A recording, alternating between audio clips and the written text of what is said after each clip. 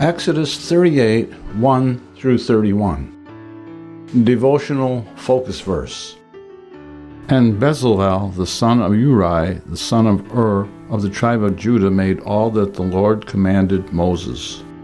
Exodus 38:22.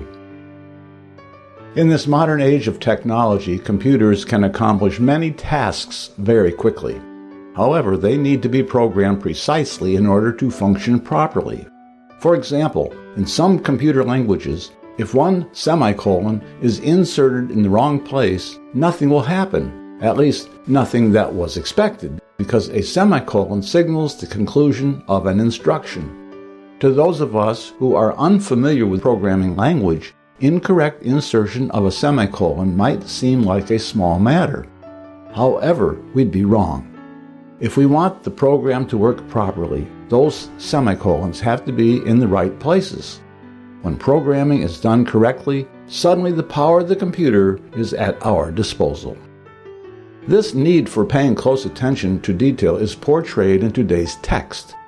At first glance, this chapter in Exodus may not seem to have much relevance to the 21st century in which we live, yet it offers a glimpse into the nature of God. Perhaps we do not fully understand why God planned the tabernacle as He did. We recognize that it had to be portable, so that it could be disassembled from time to time and transported to a new location. But why was the tabernacle to be so beautifully designed? Why did the altar have to be of shittim wood?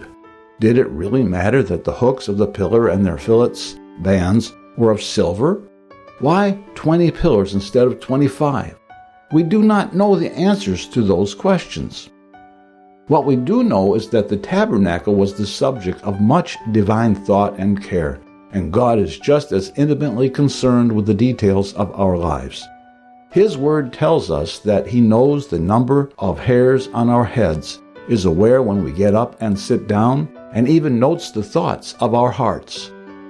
In our focus verse, we read that Bezaleel, the head artisan, took God's instructions seriously and made all that the Lord commanded Moses. By doing so, the children of Israel were assured that God would be pleased to dwell among them. Just as God expected the craftsmen of Israel to work exactly according to His directions without questioning them, He expects us to trust His judgment and follow Him in faith. When we do, we can be assured that His holy presence will be with us. Background information. This chapter includes the final segment of instructions regarding the construction of the tabernacle and its furnishings. It provides the details for the altar of burnt offering and the bronze laver, then moves to a description of the courtyard. The chapter concludes with an inventory of the bronze, silver, and gold that were used. Although Moses had overall responsibility for the construction of the tabernacle, he delegated direct oversight of the project to skilled artisans, among them Bezaleel and Aholiab, to do the actual work. Each verse in the first section of this chapter begins with the words, "and he," referring to Bezaleel. The description of the altar of burnt offering in this chapter is similar to the one in Exodus 27, 1 through 8. The altar was a hollow rectangle, approximately 7 feet across and 5 feet tall. A grate allowed a supply of air to the fire and permitted the ashes to fall through into the pan placed below. There were horns at the corners of the altar to which the sacrifices were bound with cords. A laver made of brass, also described in Exodus 30, 17 through 21, stood between the tabernacle and the brazen altar and held the water for the ceremonial washings of the priests. Verse 8 relates that the women brought their looking glasses for use in the construction of the laver. These were mirrors made of highly polished bronze. In addition to the furnishings for the tabernacle, Bezaleel also constructed the courtyard, which was the open area surrounding the holy building. Approximately 150 feet by 75 feet in size, the courtyard was enclosed by a framework hung with curtains that were approximately 7.5 feet tall. Because these curtains were not as tall as the tabernacle, the building itself would have been visible throughout the camp. The tabernacle was very costly to build, utilizing massive amounts of gold, silver, and brass. By Moses' appointment, the Levites had charge of the offerings that were brought in for the project. According to verse 21, Ithamar, the son of Aaron, was chosen to have oversight of this account. Each of the roughly 600,000 adult males of the Israelites was responsible for some of the cost. Verse 26 tells us each was to donate a bekah, or half a shekel, for the work. Offerings were made on an unconditional basis because it was God Himself who designated how the materials were to be built into a furnished structure. Conclusion.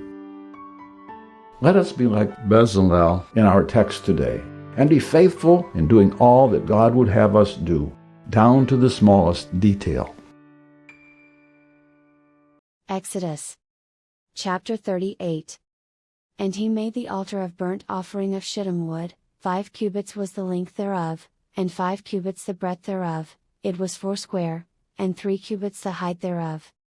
And he made the horns thereof on the 4 corners of it, the horns thereof were of the same, and he overlaid it with brass. And he made all the vessels of the altar, the pots, and the shovels, and the basins, and the flesh hooks, and the firepans, all the vessels thereof made he of brass. And he made for the altar a brassen grate of network under the compass thereof beneath unto the midst of it. And he cast 4 rings for the 4 ends of the grate of brass, to be places for the staves. And he made the staves of shittim wood, and overlaid them with brass. And he put the staves into the rings on the sides of the altar, to bear it withal. He made the altar hollow with boards. And he made the laver of brass, and the foot of it of brass, of the looking glasses of the women assembling, which assembled at the door of the tabernacle of the congregation. And he made the court, on the south side southward the hangings of the court were of fine twined linen, 100 cubits. Their pillars were 20, and their brassen sockets 20, the hooks of the pillars and their fillets were of silver. And for the north side the hangings were 100 cubits, their pillars were 20, and their sockets of brass 20, the hooks of the pillars and their fillets of silver. And for the west side were hangings of 50 cubits, their pillars 10, and their sockets 10, the hooks of the pillars and their fillets of silver. And for the east side eastward 50 cubits. The hangings of the one side of the gate were 15 cubits, their pillars 3, and their sockets 3. And for the other side of the court gate, on this hand and that hand, were hangings of 15 cubits, their pillars 3, and their sockets 3. All the hangings of the court round about were of fine twined linen. And the sockets for the pillars were of brass, the hooks of the pillars and their fillets of silver, and the overlaying of their chapiters of silver, and all the pillars of the court were filleted with silver. And the hanging for the gate of the court was needlework, of blue, and purple, and scarlet, and fine twined linen, and 20 cubits was the length, and the height in the breadth was 5 cubits, answerable to the hangings of the court. And their pillars were 4, and their sockets of brass 4, their hooks of silver, and the overlaying of their chapiters and their fillets of silver. And all the pins of the tabernacle, and of the court round about, were of brass. This is the sum of the tabernacle, even of the tabernacle of testimony, as it was counted, according to the commandment of Moses, for the service of the Levites, by the hand of Ithamar, son to Aaron the priest. And Bezaleel the son Uri, the son of Hur, of the tribe of Judah, made all that the Lord commanded Moses. And with him was Aholiab, son of Ahisamach, of the tribe of Dan, an engraver, and a cunning workman, and an embroiderer in blue, and in purple, and in scarlet, and fine linen. All the gold that was occupied for the work in all the work of the holy place, even the gold of the offering, was 29 talents, and 730 shekels, after the shekel of the sanctuary. And the silver of them that were numbered of the congregation was 100 talents, and 1,703 shekels, after the shekel of the sanctuary. A bekah for every man, that is, half a shekel, after the shekel of the sanctuary, for every one that went to be numbered, from 20 years old and upward, for 600,000 and 3,550 men. And of the 100 talents of silver were cast the sockets of the sanctuary, and the sockets of the veil, 100 sockets of the 100 talents, a talent for a socket. And of the 1,775 shekels he made hooks for the pillars, and overlaid their chapiters, and filleted them.